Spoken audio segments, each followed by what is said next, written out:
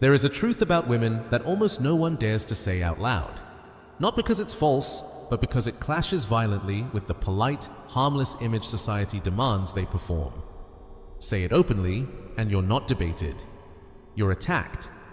Yet the pattern is visible, repeatable, psychologically measurable.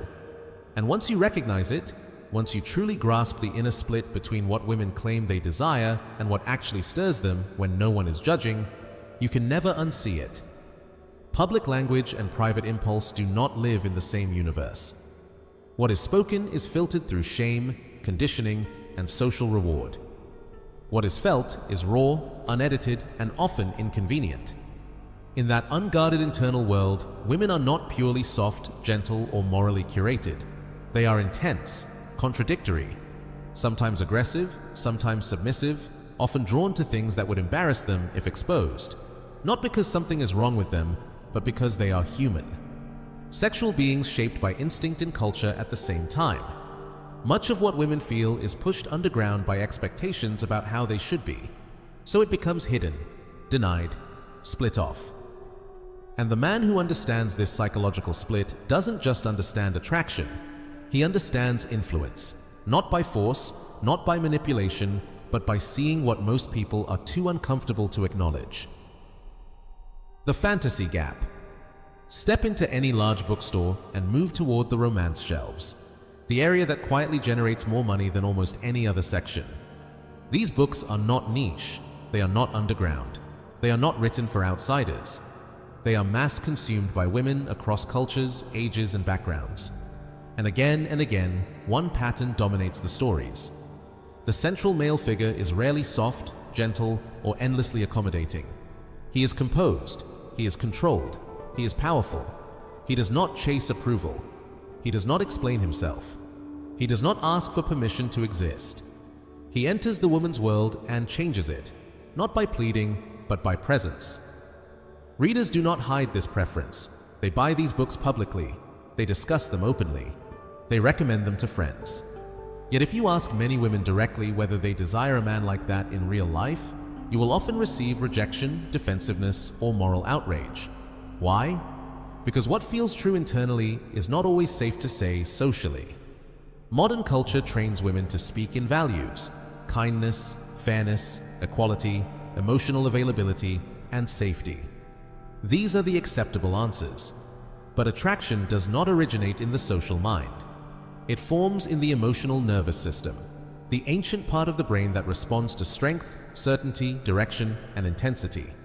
And that part does not care what is fashionable to admit. This becomes even clearer when you look at the explosion of dark romance and creature fantasy. Stories involving vampires, demons, monsters, shadow figures, and powerful non-human beings are now among the most popular genres consumed by women. These are not nurturing characters. They are not fragile. They are not harmless. They are dangerous. They are dominant. They are overwhelming. Why would someone with access to real partners fantasize about something so extreme? Because these figures symbolize traits that modern men are taught to suppress: unapologetic confidence, emotional steadiness, physical and psychological presence, the ability to lead without asking for validation. The creature does not negotiate its identity. It does not seek approval. It does not justify its strength. It simply exists, and that certainty becomes magnetic. Not because women desire harm, not because they want chaos, but because they want to feel something powerful act upon them. They want to feel chosen rather than choosing, pulled rather than pushing, carried into intensity instead of managing it. Daily life demands constant control, decision-making, and emotional regulation. Fantasy offers the opposite: a space where responsibility dissolves, where desire can flow without explanation, where surrender is safe because the container is fictional. That is why these stories thrive. Not because women are flawed, not because women are immoral, but because human desire is not built on rules. It is built on emotion. And emotion has never cared about what people are comfortable saying out loud. The duality of herself. Long ago, a wise strategist made an observation that still resonates today. People judge more with their eyes than with their hands. He didn't mean that appearances are everything. He meant that most of human interaction happens on the surface, People trust what is visible. They believe what is displayed publicly. They assume truth exists where it can be observed. Yet reality rarely exists on the surface. Truth is intimate. Truth lives behind closed doors in moments unseen by the world. Public behavior is often performance. Private behavior is authenticity. This is not only true in politics, power, or society, it is true in attraction. It is true in desire. It is especially true for women. Every woman carries two selves, not metaphorically, but literally, two distinct presences that exist simultaneously. There is the version the world interacts with, the face presented to society, and there is the version that only a select few ever witness. The face shaped by instinct, emotion, and unfiltered longing. The first is the public woman. She is polite, reasonable, composed, measured. She speaks in the language society demands: fairness, equality, propriety, and principle. She emphasizes rules, boundaries, and morality. She wants to be respected, valued, admired. She wants acceptance. She wants to navigate the world without friction, without judgment. She presents herself as competent, modern, ethical, intelligent. She explains her desires through socially approved frameworks: fairness, balance, respect. She is careful, controlled, precise. This public persona is not false. It is necessary. It allows her to operate within social structures safely. It allows her to work, belong, and avoid unnecessary scrutiny. It is her armor, her mask. But this is not the entirety of her being. Behind this mask exists the private woman. The private woman speaks differently. She does not rely on rules, politeness, or rational justification. She speaks in emotion, in instinct, in feeling. She communicates in what she moves toward, what excites her, what captivates her attention. She communicates through reactions, not explanations. The private woman craves intensity, depth, emotion unfiltered by societal approval. She does not seek fairness for its own sake. She seeks experiences that shake her from the monotony of obligation. She does not long for safety to avoid harm. She longs for safety to allow surrender, the release from constant vigilance, decision-making, and self-restraint. She wants to stop managing, stop controlling, stop calculating. She wants to feel fully, deeply, entirely. She wants moments where she does not need to be the adult, the professional, the good woman. She wants moments where she can simply exist in the power of raw sensation. The public woman wants understanding. The private woman wants to be felt. The public woman wants words. The private woman wants experience. The public woman explains. The private woman responds. This is where confusion arises. Men often listen to the public woman and mistake her words for truth. They take her explanations, her moral language, her socially shaped statements as reflections of her actual desires. They believe her mask is her essence. But words are camouflage. Reactions are revelation. The private woman reveals herself not in statements, but in movement, attention, and instinct. She shows up in what she remembers vividly, what she cannot resist, what makes her pulse quicken. She reveals herself in choice, not justification. The mask is logical. The body is instinctive. The mask is social. The body is natural. The mask is learned. The body is authentic. The public woman embodies what society allows. The private woman embodies what society fears, misunderstands, or cannot control. Her depth, her longing, her hunger for intensity, connection, and surrender are all contained behind the mask, protected, hidden, preserved.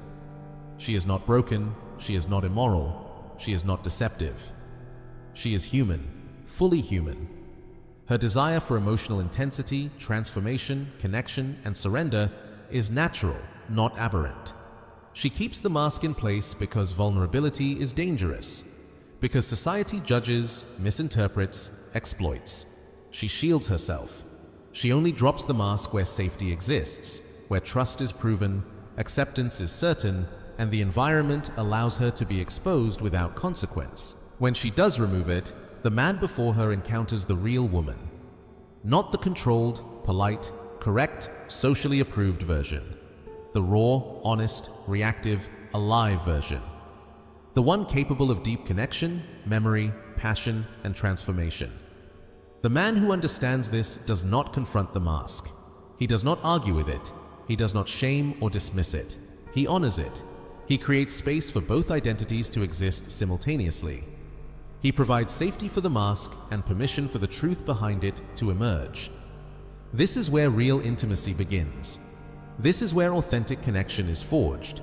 This is where the difference between social appearance and human reality dissolves, and the extraordinary potential of relationship, desire, and emotional depth comes alive. The mask is the public woman. The truth is the private woman.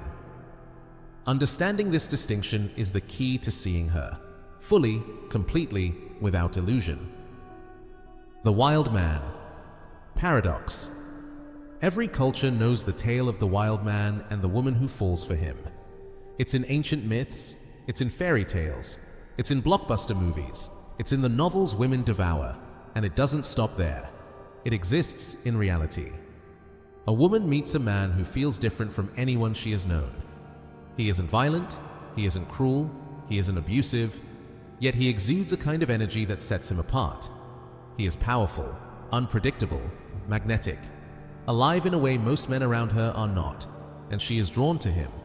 Not because he is dependable, not because he is polite, not because he meets every societal standard of good manhood.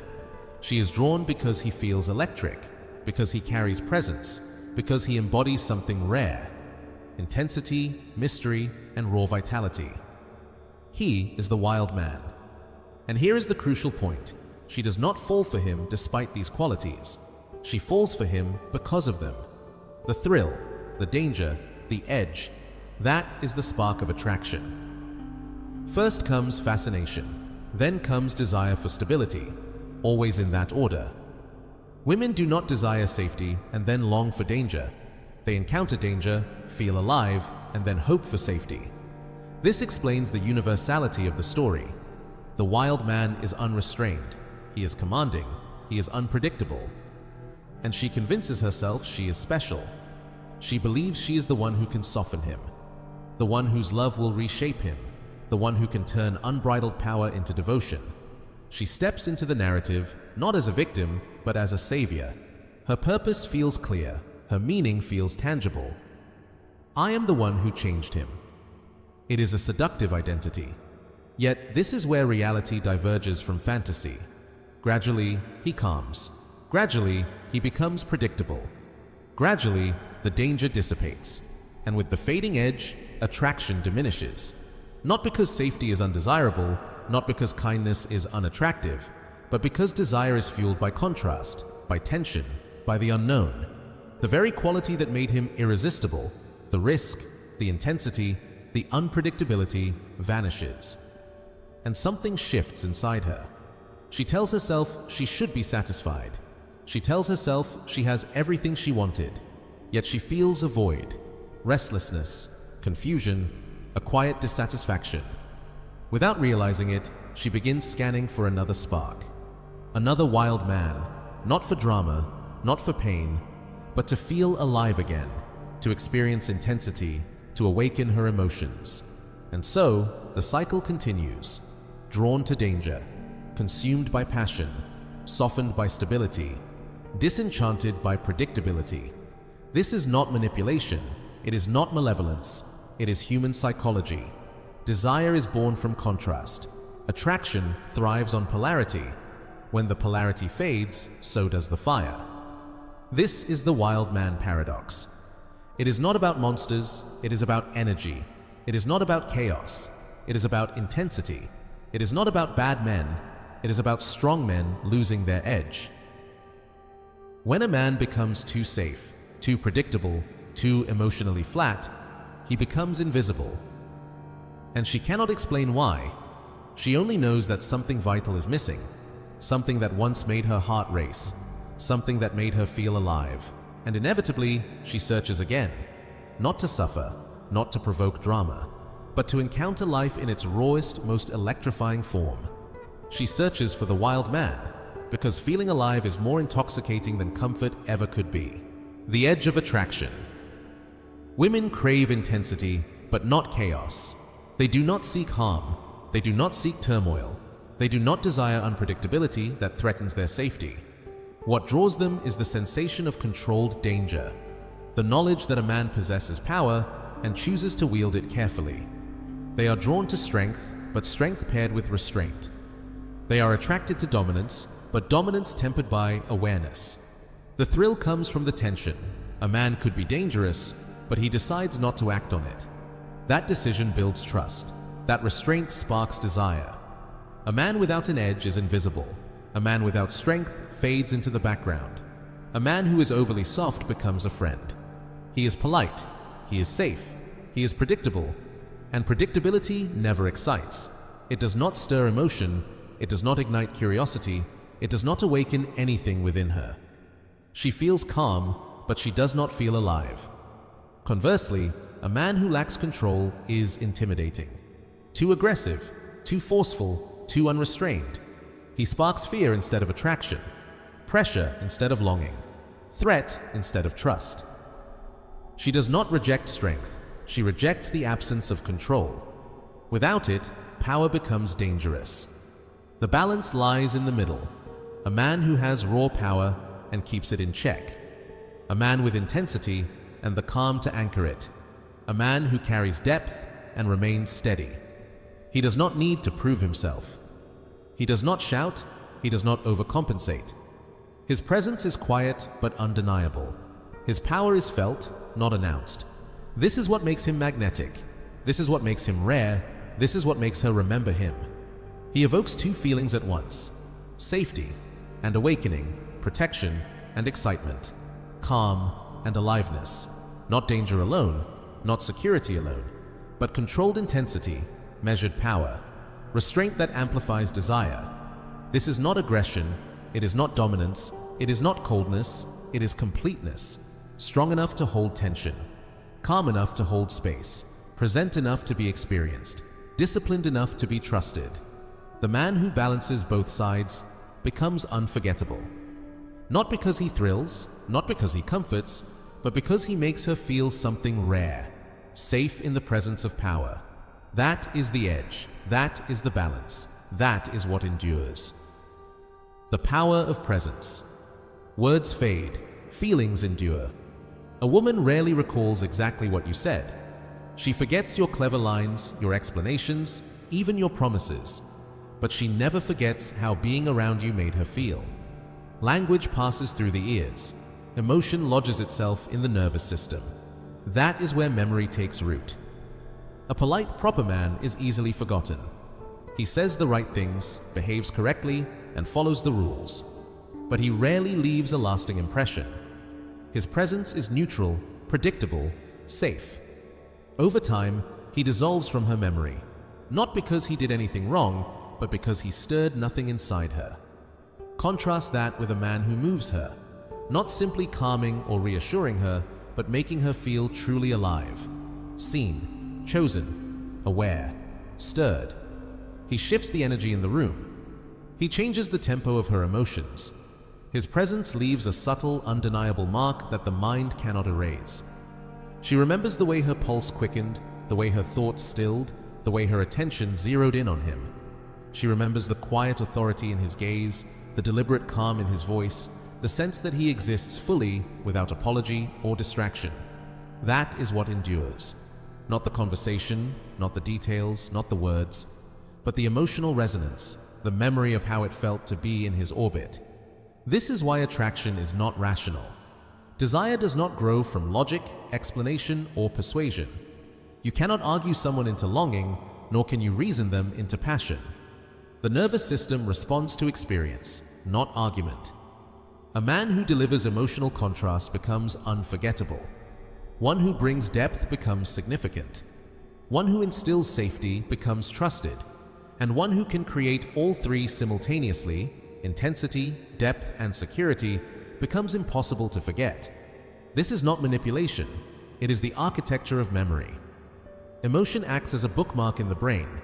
The more vivid the feeling, the more indelible the imprint. Moments linger because they are felt deeply, not because they were perfect. If you want to remain in her mind long after the encounter ends, stop trying to impress with words or cleverness. Stop striving to be correct or agreeable. Instead, focus entirely on the experience you create. Does she feel seen, chosen, alive, safe, awakened? If the answer is yes, she may forget the sentences you spoke, but she will never forget you. The hidden realm. A woman is never just what she shows. She is never just what she says. She is never just the version she presents to the world. Inside her exists a private landscape, a realm of thoughts she guards, a realm of emotions she rarely voices, a realm of desires she keeps secret. Not because these truths are wrong, not because they are shameful, but because they are fragile. Because they defy the persona she is expected to display, because they could be misinterpreted, because they could be judged or criticized. So she conceals them. She cloaks them in politeness. She rationalizes them in logic. She speaks them in socially acceptable terms. And yet, the hidden realm remains. Silent, persistent, akarura. It directs her attention. It guides her avoidance. It dictates what excites her. It dictates what leaves her empty. Most men mistake the surface for reality. They trust the mask. They take words at face value. They measure her by what is spoken, not what is lived. But words are shields. They are camouflage. They are protection. Truth resides deeper, in her choices, in her reactions, in the patterns she repeats, in the moments she cannot forget. What a woman truly seeks is simple, yet rare. To be seen entirely without fear. To be known completely without judgment. To be accepted fully without exploitation. This is intimacy at its core, not physical, not superficial, but psychological, emotional, existential. The man who can perceive her hidden world, and neither recoil nor control, who does not attempt to repair or manipulate, who does not exploit her vulnerabilities, becomes her sanctuary. He becomes the space where she can lay down her mask, where the act can stop, where she does not have to perform strength, virtue, or perfection, where she can be raw, contradictory, emotional, human. This is why women are drawn not to flawless displays, but to permission. Permission to feel, permission to desire, permission to be complicated, permission to be real. The man who grants this freedom, without pressure, without demand, without criticism, becomes unforgettable.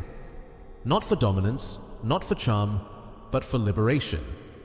He releases her from pretense, from performance, from hiding. No mask, no act, no shame, just reality. And when she can exist fully, without restraint, that is when connection ignites. That is when bonds form. That is when she stays. Because the space where she can be real becomes the place she calls home. If this spoke to a truth you felt but never said, hit like. Send it to a man who confuses talk with action. Subscribe to go beyond appearances. Only those willing to face hard truths will see what lies beneath.